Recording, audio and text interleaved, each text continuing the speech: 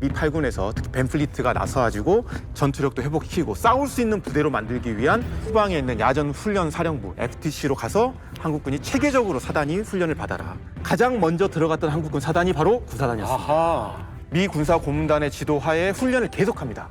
적의 공세 징후가 보이니까 10월에 들어가면서 방어공사에 또 박차가 해서 10월 한 달 동안만 모래주머니까 45만 개를 진지를 더 강력하게 강화를 합니다. 우리 포병에 대한 훈련이 상상 이상이었어요. 그러니까 소강 상태 이 기간 동안에 이 포병 훈련을 하는데 그 포병 훈련이 지금도 전통으로 내려올 정도로 좌표를 불러주면 초탄의 그 좌표를 무조건 맞춰라.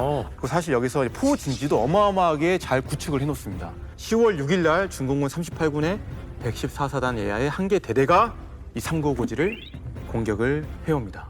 그런데 이후로 12번의 공방전이 진행이 돼요. 날씨가 어떻든 해가 지든 해가 뜨든 주야간 이런 거 상관없이 그냥 서로 뺏고 뺏기는 고지쟁탈전의 연속이다. 작은 6.25가 된 거 같은 하나의 전쟁이 느낌이에요. 됐죠. 그러면서 28년대가 백병전까지 펼쳐가면서 395고지를 또 탈환을 하게 됐고 이 여세를 몰아서 29년대가 드디어 화랑고지 목표 A, B, C를 다 차지를 했고 화랑고지까지 탈환을 하니까 이 길었던 백마고지 전투가 막을 내리게 됩니다.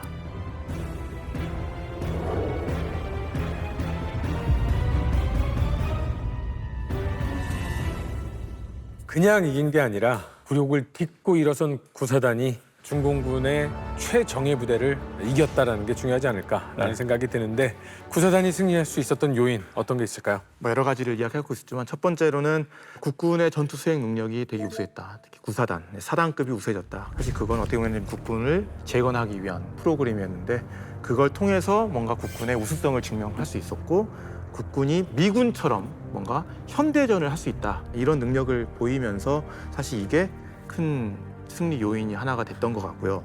두 번째는 사단장의 이제 적절한 조치였던 것 같아요. 부대 교체를 잘해줬고 예비대를 운영했고 사실 11km라는 넓은 전방에서 싸워야 됐잖아요. 근데 그 와중에서도 사단장이 이제 전방 지휘소까지 가서 최대한 가까이 가서 부대 지휘를 하면서 사실상 엄청나게 넓은 지역을 담당해야 됐지만 사단의 거의 대부분의 역량을 이 백마고지에 집중하게끔 만들었다. 그건 되게 중요한 역할이라고 생각을 합니다.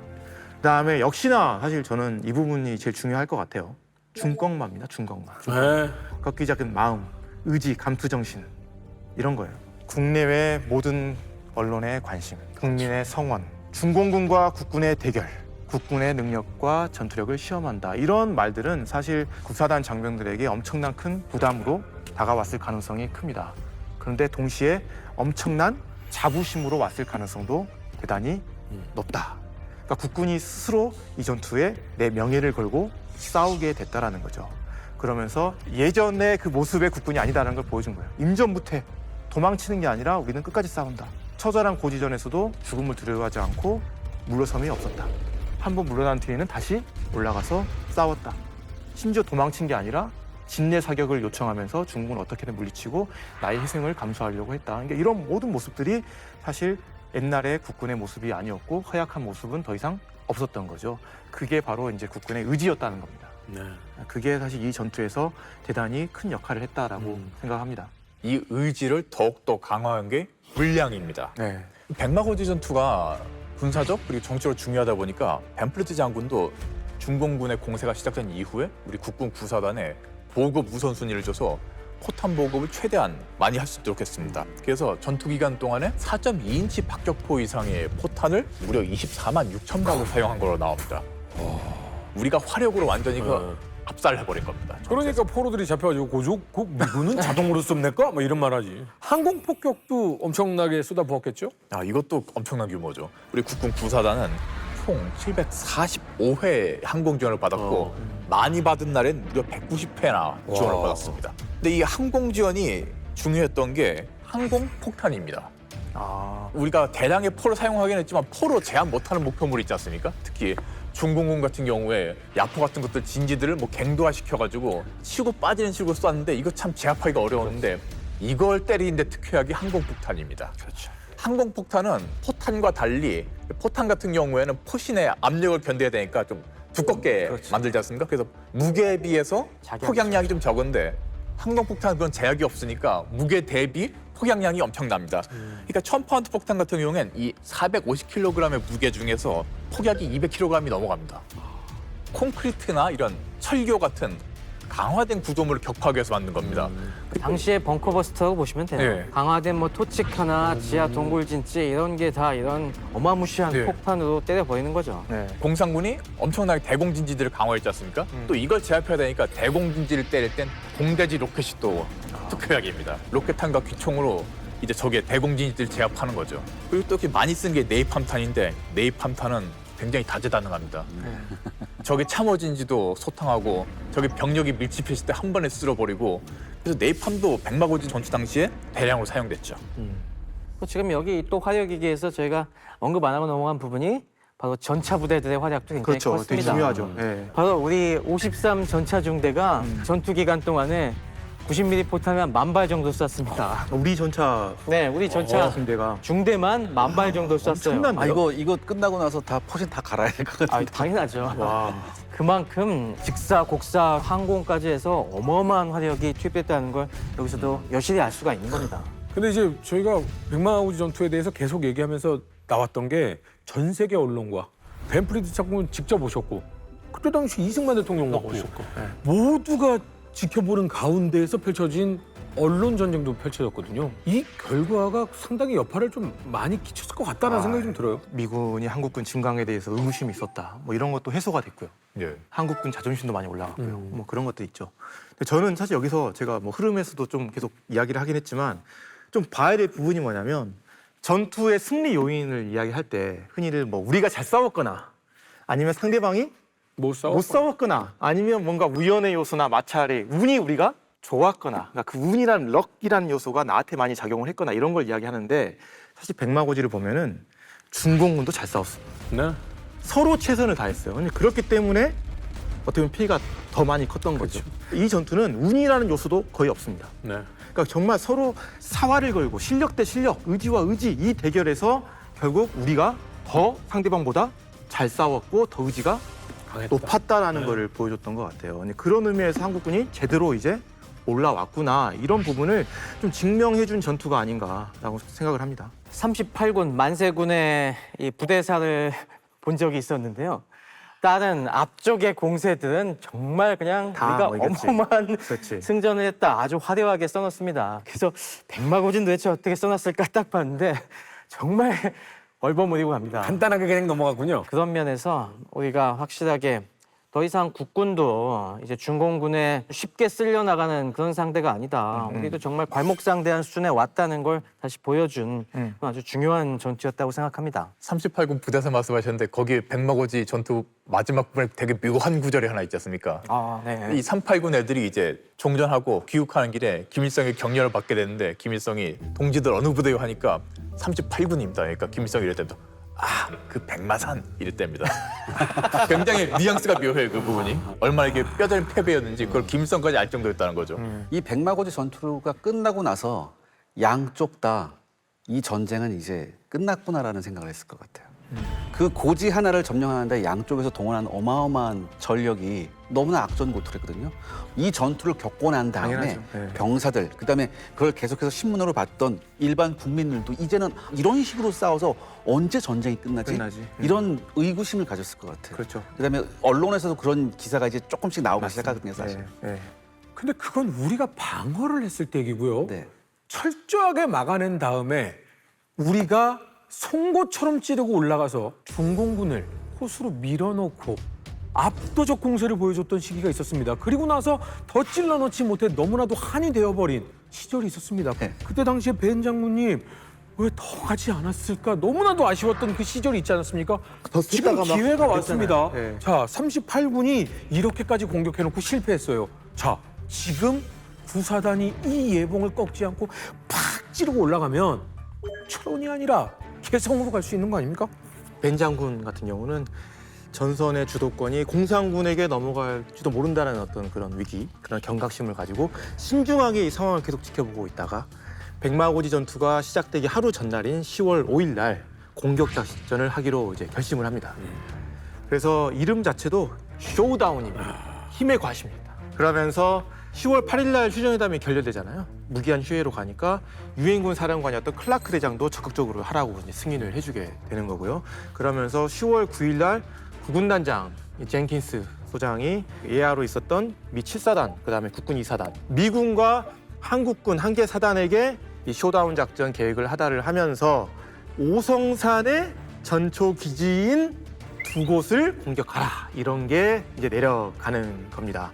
그러니까 사실 좀 아쉬운 거는 아까 이제 효준 MC님께서도 계속 이야기했지만 쇼다운 하면은 뭔가 엄청날 것 아 같잖아요. 그러니까요. 정면 승부 빡. 네, 근데 이름과 다르게 대단히 제한된 공격 계획이었다.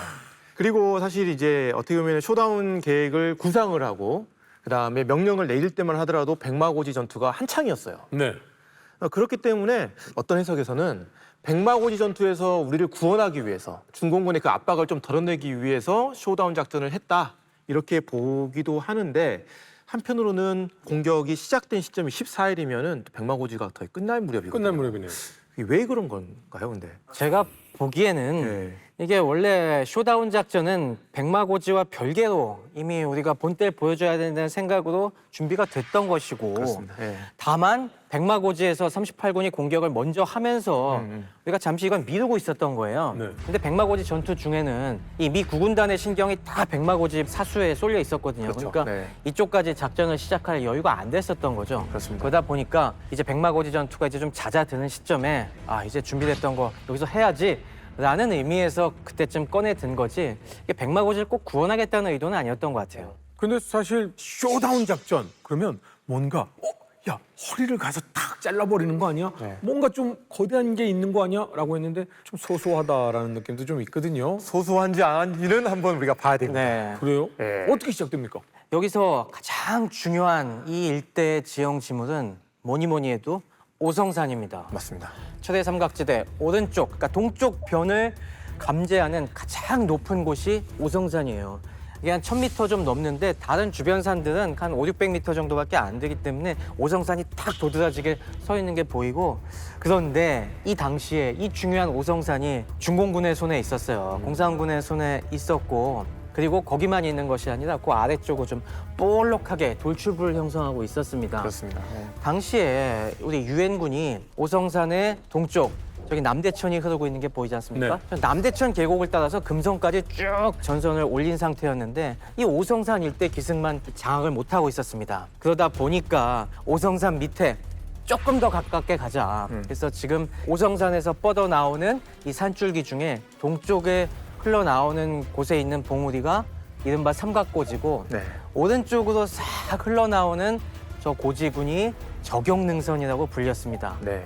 저것도 역시 주변에 지도를 봐도 원래는 저기는 이름도 없는 곳들이에요. 너무 평범합니다. 삼각고지는 미군이 딱 보기에 이름 붙이기 좋아하는 저거 삼각형 같이 생겼다. 그래서 삼각고지로 붙인 거고, 왜 적용능선이냐면은 유엔군이 저걸 장악했을 때 저쪽 적용능선 쪽에서 이 공산군 저격수들이 많이 배치돼 갖고 그쪽에서 저격을 굉장히 많이 시도했다고 해요. 그래서 저거 저격수 능선, 적용능선 이렇게 불리게 된 겁니다. 한편으로는 제 생각에는 저 저격능선을 확보를 하면은 우리가 오성산을 바로 저격할 수 있다. 이런 그런 중의적인 의미도 있죠. 의미도 붙일 수는 있을 것 같습니다. 예. 그런데 중공군도 당연히 여기에 가치를 뼈저리게 알고 있는 겁니다. 여길 뺏기기 시작하면 철의 삼각지대 다 뺏긴다는 생각 때문에 이 일대를 어마어마하게 지금 방어해놓기 시작합니다. 사실 뭐 김일성 같은 경우는 남조선 장교들 트럭 하나에 실어줘도 오성산은 절대 안 바꾼다라고 할 정도로 오성산 중요하게 생각했고, 중공군의 추계 공세에서도 이미 그 밑에까지를 좀 장악해서 오성산을 확실하게 확보하려고 4개 사단을 이미 배치해 놓은 상태였어요. 그렇습니다. 근데 중공군은 여기다가 이름을 붙이려고 보니까 중공군도 여기다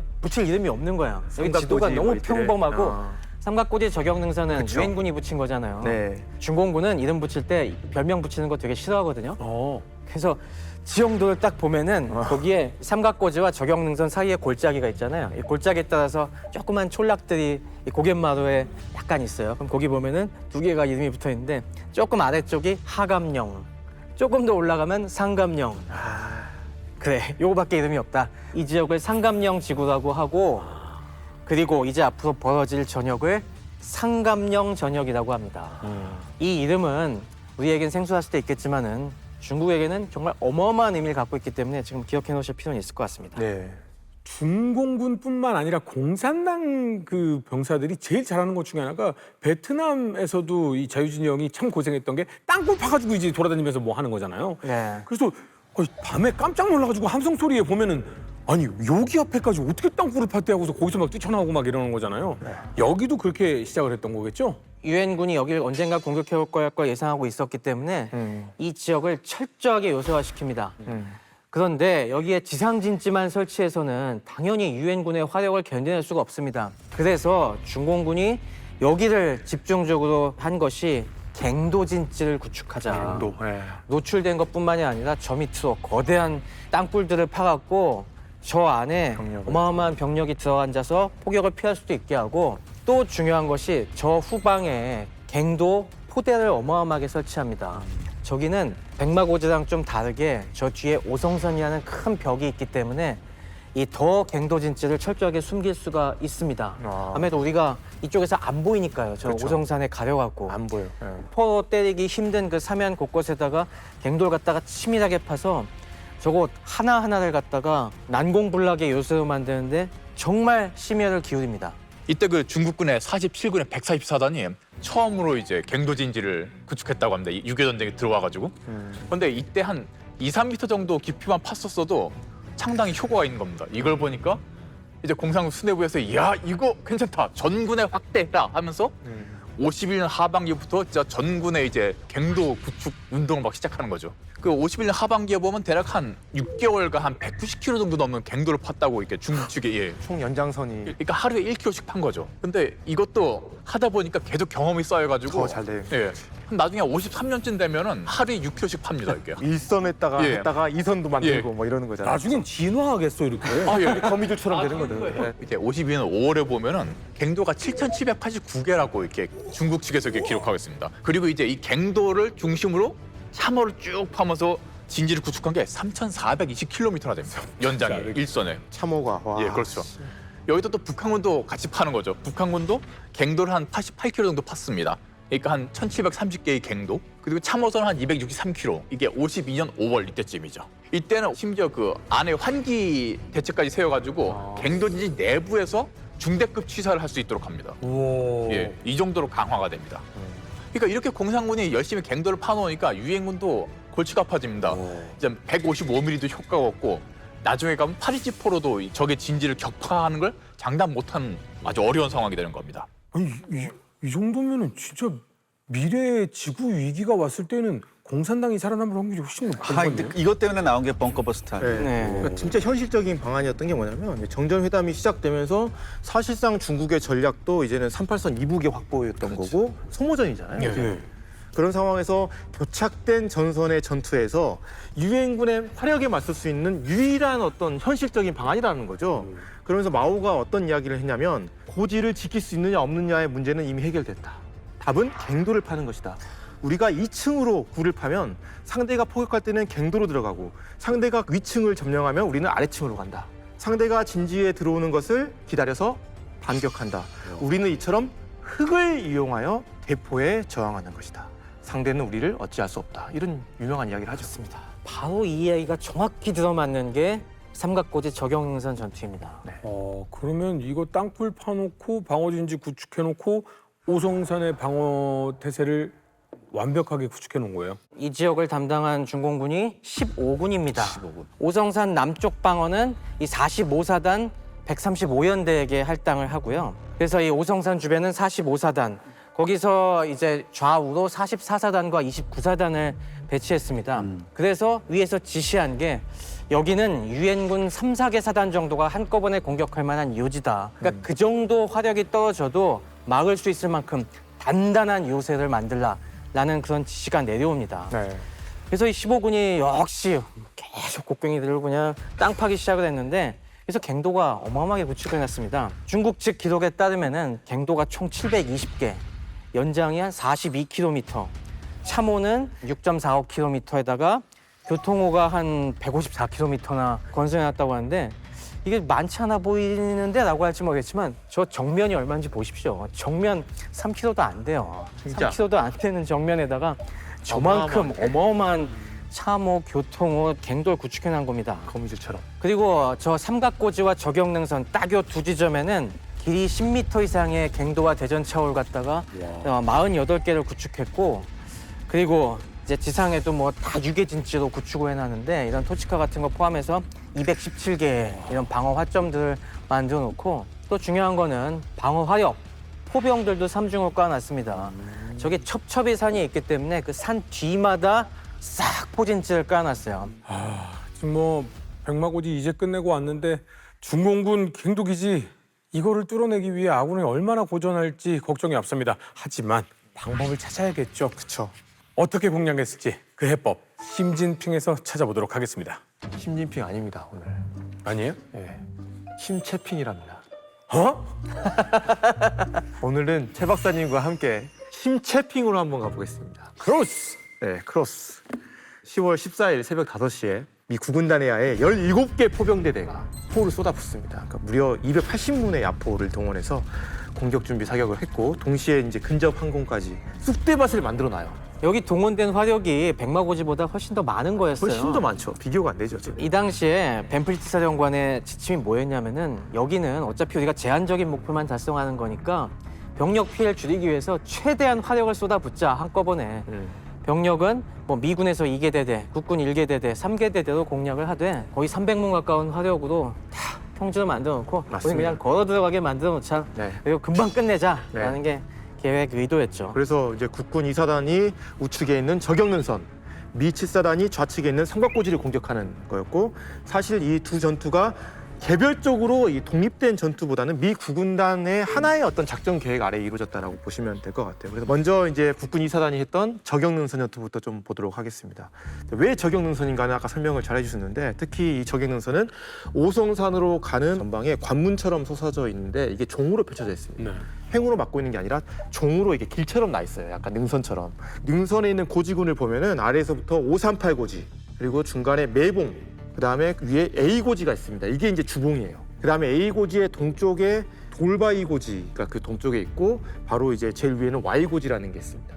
그래서 나름 능선군으로 연결되어 있다. 그러니까 사실 우리가 적용 능선을 다 점령한다라고 하면은 주봉인 A 고지뿐만 아니라 어디까지 확보해야 되냐면 저 위에 있는 Y 고지까지 확보를 해야 되는 겁니다.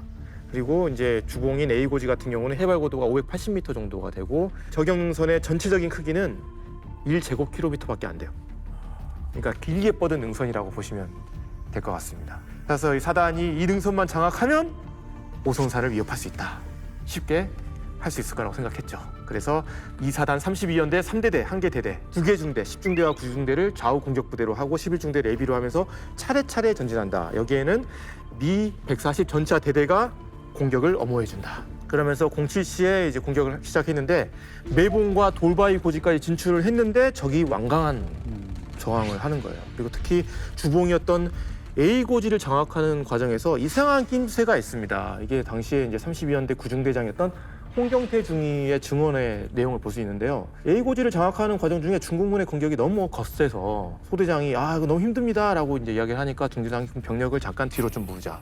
근데 그 사이에 뭐가 이루어지냐면 F-51 편대랑 그 다음에 4.2지 박격포 등 엄청난 폭격과 포격이 이 일대에 시작이 됩니다. 지원한 거, 요청한 네. 거죠. 그래서 저항이 없을 줄 알고 공격을 했는데 똑같이 저항이 있는 거죠. 똑같이 저항이 있는 거예요. 그래서 9중대가 결국 실패해요. 새롭게 10중대를 투입했어요. 실패했어요. 11중대를 투입했어요. 겨우겨우 A 고지를 장악했어요. 네. 그런데 곧바로 중공군이 느닷없이 실현해요. 나타났어요. 그래서 다시 후퇴해요. 국군 장병들이 생각하기에는 뭐지? 중공군 불사신인가? 약간 이런 생각까지 드는 거예요. 분명히 저기 쑥대밭이 됐는데 어디서 나타나는 거죠? 그러게요. 네. 그러다가 결국에는 오후 한 15시 20분쯤 돼서야 A 고지도 점령하고 그 위에 있던 Y 고지까지도 가게 됩니다. 자, Y 고지까지 갔다. 그러면 저격능선 어때요? 이제 점령을 다 한 거라고 한 겁니다. 그래서 이제 고지를 뺏었으니까 뭘 해야 됩니까? 이 진지를 강화하고 재편성해서 여기를 지켜야 되겠죠? 네. 그래서 32연대 같은 경우는 Y 고지와 동쪽에 있던 돌바이 고지에 1개 중대를 각각 놓고요. 그다음에 그 밑에 있던 A 고지에는 3개 중대를 놓고 철저하게 이제 준비를 해놓고 기다리고 있습니다. 그런데 이날 20시 밤에 야간에 중공군의 그냥 역습이 아니라 대규모 역습이 왔습니다. 사실 우리 입장에서 되게 황당한 게 뭐냐면 공격 전부터 어마어마한 활약을 여겼다가 퍼부었는데 어떻게 이 많은 숫자가 올 수 있는가에 대한 부분이었던 것 어디서 같아요. 나타난 거야? 어디서 나타난 거야. 그래서 결국에는 이날 야간 공격이 엄청난 손실을 보고 사실 Y고지 같은 경우는 20분 만에 그다음에 A고지 같은 경우는 45분 만에 피탈당합니다. 그러니까 그 얘기는 지금 연합군과 국군은 땅굴의 존재에 대해서 잘 모르고 있는 거예요. 몰랐죠. 네. 네. 그리고 중공군의 일부 병력은 신기하게도 그 상감령 쪽으로 또 와가지고 매봉에 있었던 대대 지휘소까지 급습을 하면서 대대가 완전히 저격능선에서 뒤로 물러나게 됩니다. 네. 그러면서 32연대 정도 이제 황당한 거죠. 그러면서 3대대가 철수를 하니까 예비대에 있었던 17년대 2대대가 이제 배속 부대로 있었거든요. 이 부대를 투입해서 2대대가 다시 고지를 향해 진격했고 5중대는 돌바이 고지, 6, 7중대는 A고지를 타도났고 다시 또 32연대 2대대를 증원시켜서 방어를 했는데 이날 밤에 중공군의 공격이 또 있습니다. 중공군이 연대까지 두 차례를 바꿔가면서 18일 날 무려 두 차례의 큰 공격을 해왔고 아군 32연대가 끝까지 막아내긴 했지만 그러다가 19일 저녁에 또 중공군이 엄청난 양을 포격을 가해오면서 A고지를 공격해왔고 이날에 있었던 포탄의 숫자만 무려 피와 합쳐서 3만 8천 발이라는 어마어마한 그러니까 중공군이 단순히 병력뿐만 아니라 포격도 어마어마하게 했던 거예요. 그러면서 A고지에서는 아군이 4시간 동안 사투를 펼쳐가면서 결국에는 뺏기게 됐고 사실 지금까지의 과정만 놓고 봤을 때도 이 전투에서는 백마고지 전투보다 더 많은 화력이 사용이 거기에 딱 됐고요. 집중할 수 있게끔 중공군이 준비가 돼 있었던 거죠. 네. 그리고 아군도 이제는 중공군의 갱도진지를 알아차리고 뭔가를 하기 위해서 특공부대를 운영해요. 네. 즉 이 말은 뭐냐면 TNT를 들고 직접 갱도 안으로 들어가서 터뜨리는데 쉽지가 않아요. 그러다 보니까 엄청난 많은 희생이 났고 또 이 전투에서도 계속 신병들이 들어옵니다. 그런데 백마고지와는 달리 신병이 더 많이 죽고 오히려 운영이 힘들어요. 왜냐하면 그만큼 승기가 안 잡히는 어려운 전투가 계속 되고 있습니다. 다행인 건 그나마 우리가 돌바이 고지랑 매봉에서 어떻게든 부대를 수습해서 여기를 장악하고 있어요. 왜냐하면 중공군에게 A고지를 뺏겼지만 어쨌든 그 능선의 견부 부분은 차지하고 있다. 장악하고 있는 상황에서 일단락이 좀 되게 됩니다. 네. 사실 지금 신브리핑에서 나온 저희가 뭐 하루 이틀 정도만 봤는데 이 패턴이 이제 계속 계속되죠. 반복이 되는 겁니다. 여기에 핵심은 중공군의 이 갱도 진지가 어마어마한 역할을 했습니다. 아까처럼 초반에 유엔군이 어마어마한 화력을 때려 부으면서 이 지상 진지를 무너뜨리지만은 그때 중공군 그냥 당하는 게 아니라 다 갱도 진지로 숨어 들어갑니다. 유엔군이 이제 지상 진지를 장악하면은 깨끗이 청소된 것처럼 보이죠? 아닙니다. 중공군은 그 밑에 갱도 진지에 숨어 있는 겁니다. 지하층으로 내려가 있는 겁니다. 그렇죠. 그러면서 기다리고 있다가 고질 편안한 유엔군들 빨리 무너진 진지에 보수하고 있으면은 갑자기 중공군의 어마어마한 지원 포격이 날라옵니다. 이 당시 중공군은 이 지역에 포대를 잘 구축해놨기 때문에 쐈다 하면 1000발씩 쏴요. 중공군도 이제. 그치. 1000발이 우다다다다닥 굉장히 조그만 고지 2개 쏟아지니까 유엔군이 급히 이제 다시 보수했던 진지는 다 무너지고 그리고 계곡 속에서 갑자기 우 하면서 중공군이 대거 밀려 올라옴과 동시에 갱도 진지에 숨어있던 중공군이 같이 나와서 공격을 하는 겁니다.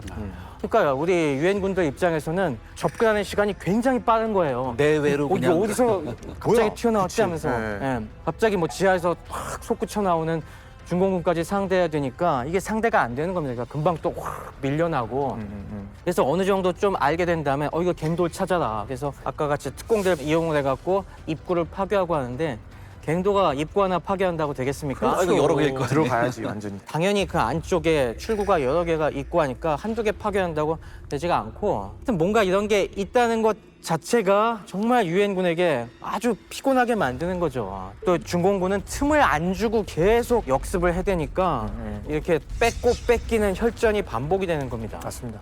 당시 이제 국군의 이사단장은 정일권 중장이었습니다. 육군 참모총장이었던 3스타였고 육군 참모총장이었던 사람이 사단장이 됐어요. 그래서 별명도 당시에 삼성 사단장이라는 별명을 얻었는데 사연이 있는 게 미 지휘참모대학에서 1년을 유학하고 왔어요. 그래서 52년 7월에 귀국했는데 실전 경험이 없으니까 이번에 한번 그래도 지휘관으로서 명성을 좀 쌓고 전공을 차근차근 쌓으세요. 또 이제 올라가셔야 되지 않겠습니까? 뭐 이런 것 때문에 들어왔는데 그러다 보니까 어때 본인 입장에서는 이 전투에서 뭔가를 보여줘야죠. 보여줘야 되는 이제 이런 또 전투가 됐던 겁니다. 그러면서 지금 32연대의 능선 견부를 장악하고 있고 이제 17연대가 A고지를 탈환하려고 딱 가는데 문제는 A고지가 쉽게 탈환이 안 되죠. 되지 않아요. 그래서 혈전이 펼쳐지다가 겨우겨우 A고지를 또 탈환하면은 다시 Y고지에 있는 중공군이 어때요? A고지로 밀려 내려온 겁니다. 그래서 상황이 어떻게 전개되냐면 Y고지는 중공군이 확실히 장악하고 있고 그 다음에 A고지 밑에 있던 능선의 이런 여러 가지 고지들은 우리가 장악하고 있는 상태에서 주봉이었던 A고지를 뺏기는 싸움이 이제 계속 되게 되는 거죠. 그러면서 이제 좀 시선을 좌쪽에 있는 삼각고지로 한번 가볼게요. 삼각고지는 미7사단이 공격했는데 여기도 처음에는 한 개 대대를 투입했죠. 특히 그 대대는 이제 31년대가 지휘를 하고 있었는데 이 31년대의 대대들이 14일부터 25일까지 뺏기는 또 고지전을 진행을 하게 됩니다. 7사단 같은 경우는 이 기간 동안 8개 대대를 투입을 했고 사상자만 2,000명이 났어요.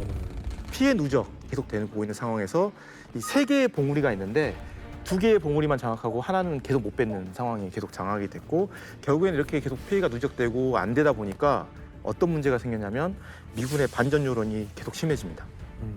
이런 의미 없는 전쟁에 왜 우리의 병사들이 계속 희생이 돼야 되느냐.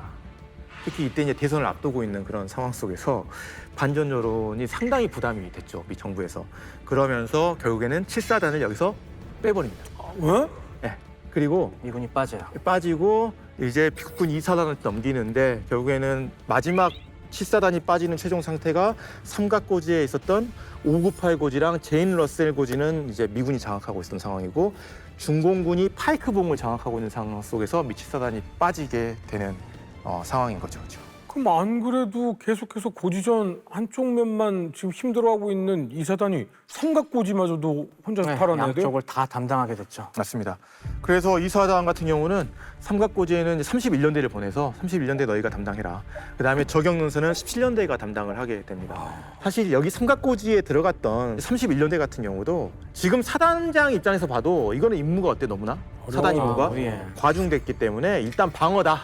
그래서 저격능선에서도 방어, 삼각고지에서도 방어다 이렇게 하게 되는 거죠. 근데 문제는 삼각고지를 인수했던 31년대가 딱 갔는데 바로 누구의 공격을 받아요? 중공군의 공격을 받고 뺏기는 쟁탈전이 계속 전개됐고 결국에는 10월 30일 날 중공군의 대규모 공격에 더 이상 버티지 못하고 삼각고지를 상실한 상태로 그 밑에 있던 계웅산으로 철수를 하게 됩니다. 그러니까 이제 군단에서는 어떤 조치를 해주냐면 10월 31일 날 백마고지 전투를 치르고 온 구사단 30년대를 이 사단에 배속시켜버리죠. 그래서 구사단 30년대가 삼각고지에 와서 삼각고지를 공격합니다. 백마고지도 치르고 왔는데 곧바로 11월 1일부터 삼각고지의 공격을 계속해 왔는데 탈환을 하지 못한 채 실패로 하게 됐고 결국에는 삼각고지는 중공군이 확고하게 장악을 하게 되는 겁니다.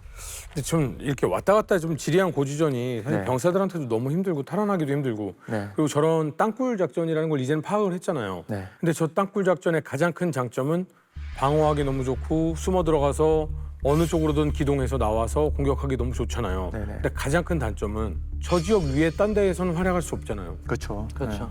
그럼 우리 벤 장군님이나 작전권을 가지고 있는 사령관들이 과감한 공격으로 저 지역이 아닌 더 깊숙한 공격을 하면 훨씬 더 좋은 거 아닙니까? 맞습니다. 너무 그냥 현실적인 네. 생각인 건데 네. 당연한 건데 지금 이게. 왜 굳이 저기에 저렇게 목을 매요? 벤플리트 장군은 당연히 좀 더 큰 스케일로 대규모 우회 기동 확실하게 적의 후방을 치고 싶었는데 네.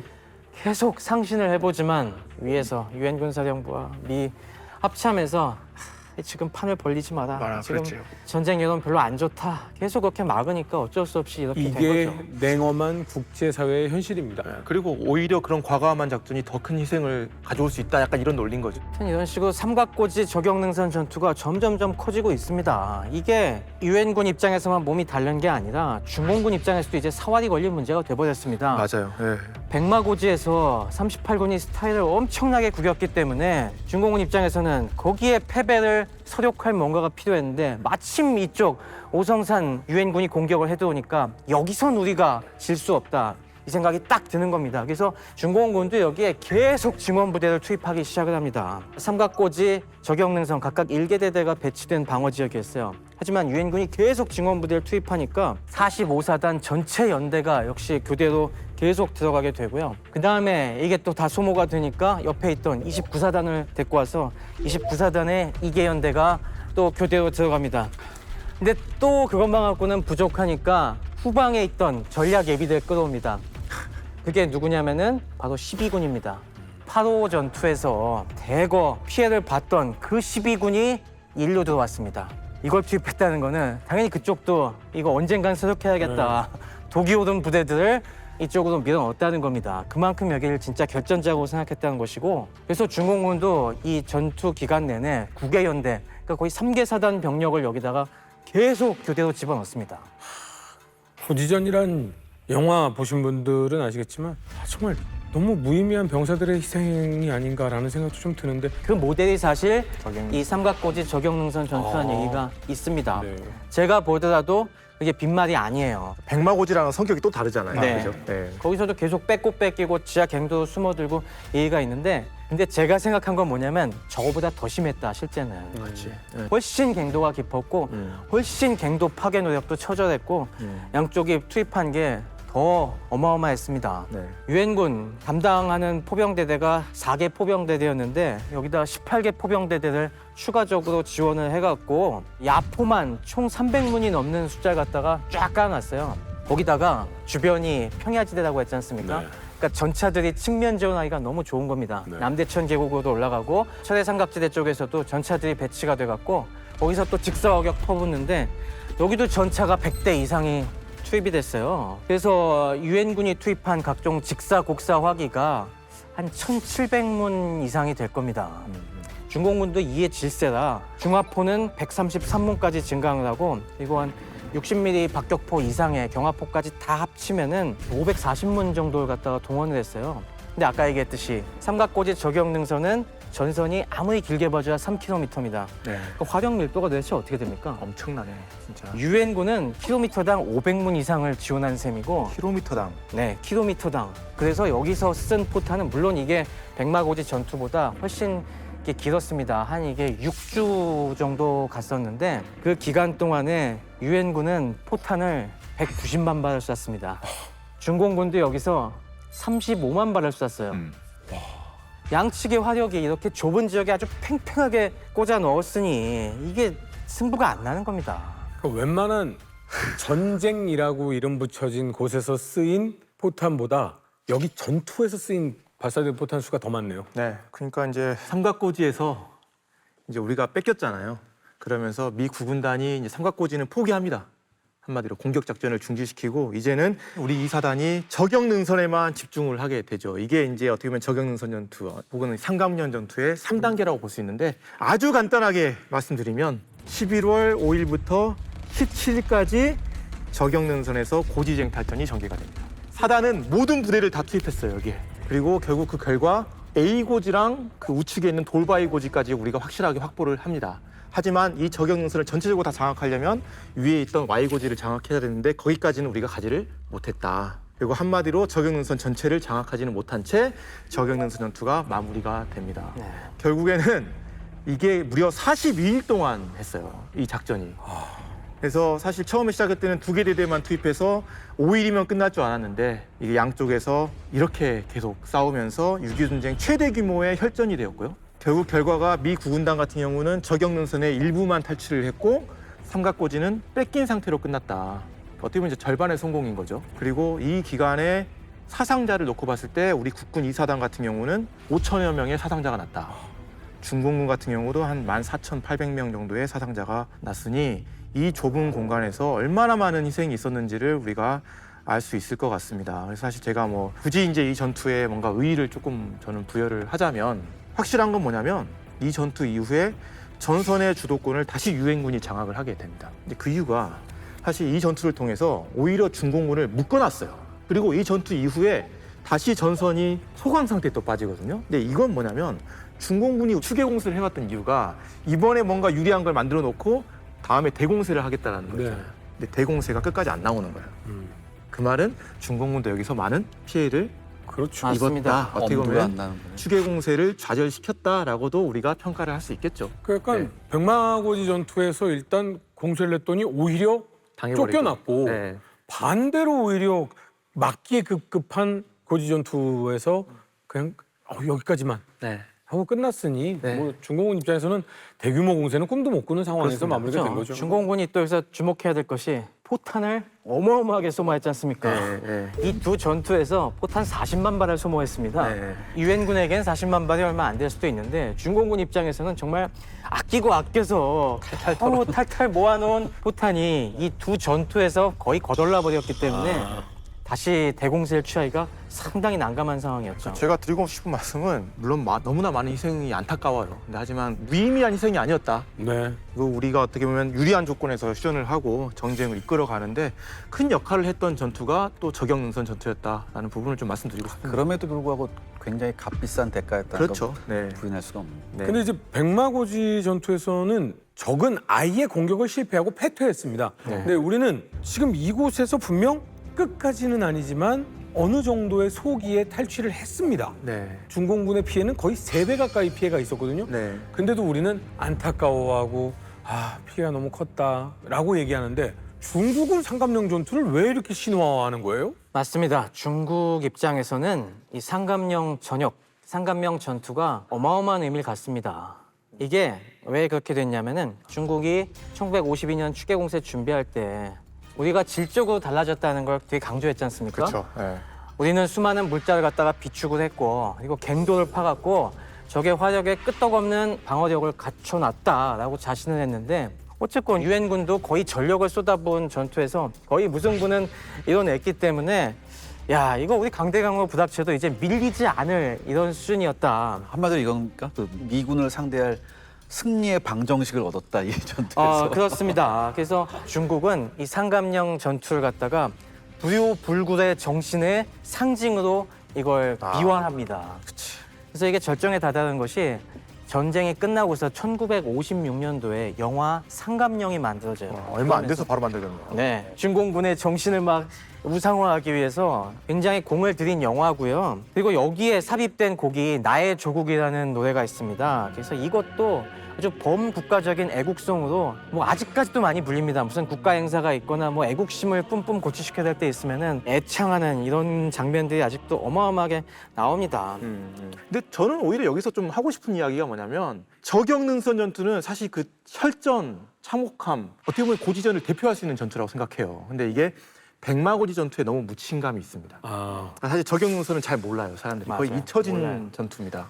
희생자가 그렇게 컸음에도 불구하고. 중국에서는 상감령을 모르면은 사실 거의 국민 취급을 못 그래요? 받습니다. 예, 워낙 어렸을 때서부터 상감령 주입을 받아갖고 이만큼 사실 6.25 전쟁은 이 양국이 기억하고 싶은 것만 기억하는 게 너무나 많습니다. 그러니까 이제는 확실하게 좀 알고 정확한 정보로 팩트로 좀 이야기를 나눠봤으면 좋겠어요. 그래서 저는 이 자리를 빌어서 노도부대, 지금 이 신속 대응 사단이 됐습니다. 맞습니다. 부대가 이 전투에서 무려 그 오랜 기간 동안 어떻게든 능선을 차지하잖아요. 게다가 네. 3대1의 교환비예요. 네. 사상자 비율이 3대1이에요. 정말 잘 싸운 겁니다. 그들의 희생을 좀 기억할 필요가 있다. 조연히 쓸고 간 깊은 계곡 깊은 계곡 양진역에 비바람 긴 세월로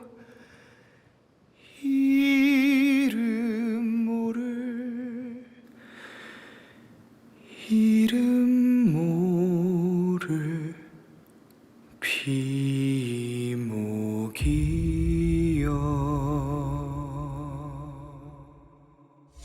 미국도 공산진영과 회담을 진행해서 전쟁을 종결시킨다는 것이 얼마나 믿을 수 없는 일인지 뼈저리게 깨달았을 것 같습니다. 설전과 혈전의 이중 플레이는 계속되고 있습니다. 서부 전선에서 치러진 1년의 전투, 그리고 중공군의 최후 공세 등 앞으로 살펴봐야 하는 주요 전투들은요, 정전 회담의 연장선상에서 함께 짚어보도록 하겠습니다. 날이 좋아서 아무튼 좋습니다. 이거 보면 통일의 관문입니다. 진짜. 민간인들이 출입할 수 있는 마지막 그렇죠. 마지노선. 네. 우리가 협상단이 된 마음으로 전쟁을 끝내자는 마음으로 협상단에 길을 한번 걸어가 보도록 해보시죠. JSA 경비대대 이제 기념관인데 그때 당시에 어떤 사진들도 다 나와 있고. 네, 우리가 정전 협정을 체결할 때, 네네. 그때 당시에. 맞습니다. 지금 이게 우리 참전 국가들이구나. 대한민국을 도와주기 위해서 이렇게 피를 흘린 분들 절대로 잊어서는 안 된다고 생각합니다. 그러니까 여기 오면 비로소 우리나라가 진짜 지금 정정. 휴전 상태고 그렇죠. 네네. 분단 국가다 이런 걸 네, 알 수 있는. 느껴지죠. 네. 분단의 최전방, 자유의 최전방에 나와 있습니다. 정전회담에 관해서는 단언컨대 국내 최고의 전문가, 세계 최고의 전문가라고 저는 자부합니다. 스페셜 게스트 김보영 박사님 모셨습니다. 반갑습니다. 반갑습니다. 반갑습니다. 더욱더 스페셜하게 준비한 제5막 정전회담편 기대해 주시고요. 아쉬운 소식이 하나 있습니다. 그동안 6.25 전쟁 시리즈에 합류해서 정확도를 높여주셨던 그 숫자에 민감하신 우리 윤시원 박사님이 오늘을 마지막으로 역전답안표 커피를 이제 그만 드시고 녹차 드시러 간다고 하는데 시청자와 구독자 여러분들께 작별 인사 한번 부탁을 좀 드리겠습니다. 지난 그 10월부터 역전다방 합류해서 지금까지 오면서 정말 좀 배운 게 진짜 많습니다. 역시 그 가장 감명 깊었던 게 이야기를 전달하는 방식 같아요. 사실 말씀하시는 거 보면 진짜 그 만약에 글이라면 진짜 재미없는 얘기지 않습니까? 그런데 말씀하실 때 진짜 굉장히 생동감이 넘치고 보통 사람들도 쉽게 이해할 수 있게 딱 전달된다. 이거에서 진짜 제가 굉장히 감명을 많이 받았습니다. 정말 그동안 많이 애쓰셨고요. 6.25에 대해서만큼은 뭐 우리 윤시원 박사님을 넘어설 사람이 없다라고 하는 사람들의 의견이 많이 있었는데 저희 또 이제 6.25에 대해서 또 얘기하고 연구하는 분야가 집중해야 될 시기가 오면 또 윤시원 박사님 또 모시도록 하겠습니다. 불러주시면 또 한 마음으로 나오겠습니다. 네, 그동안 수고 많으셨고요. 애 많이 쓰셨는데 맛있는 밥 한 끼 한번 저희 같이 하러 가시죠. 잘 먹겠습니다. 수고 많으셨습니다.